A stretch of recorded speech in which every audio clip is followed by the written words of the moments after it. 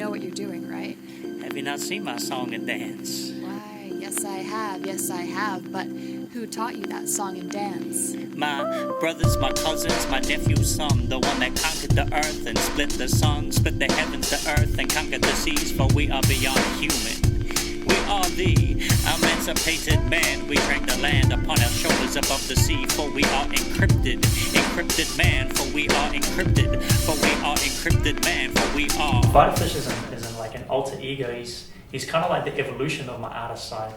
Well, actually, Fish, there's two of them. There's one that's kind of like really creative and flamboyant, kind of the musician, the artist, the stenciler, the photographer kind of guy that sees all these different things that are like really flamboyant and I really want to bring these to life. And then there's another Fish inside me that's kind of more process driven, and that probably comes from the sports side of things and the coaching side of things.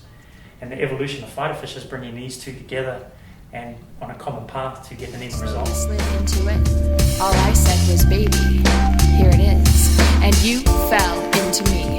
After my limbs were severed to set you free, I've been involved in art all my life, but just recently, over the last year or so, it's been a big form of coping with the changes that I've experienced in my life through having injuries, and so that's kind of gone from living a physical life and dealing with things that way to using art as a way to deal with how I cope with things in my life. And from what I've noticed is that a lot of artists are feeling alienated from their society, especially in the central business district. It's kind of very up straight architectural and stale.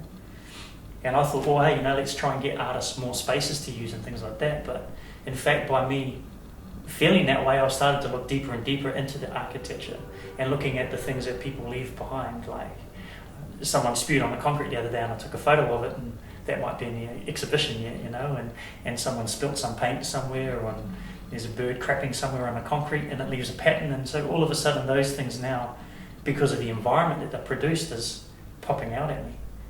And not only that, is that now I'm kind of like seeing these things and this becomes my art.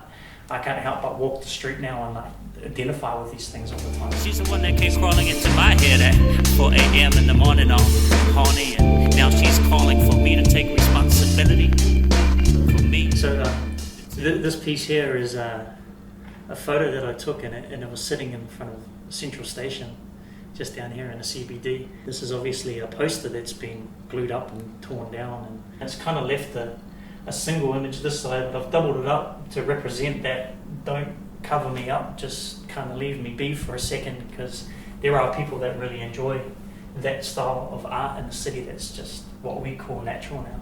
So I think it's attuning my artistic ability to search for things that people would brush off as, well, I guess, waste. We are encrypted man, for we are. And that's what Free the Alien is all about. It's by embracing your alienation that you might feel and use that as fuel, find a way to get forward, because art should represent our time and space of where we are right now. And I think that's the biggest thing about Free the Alien as well, is that, whatever society throws at you, make something of it. Slanting toward the right-hand side of the planet. See, you're the one who landed and flipped that lid and slowly slid into it. All I said was, baby,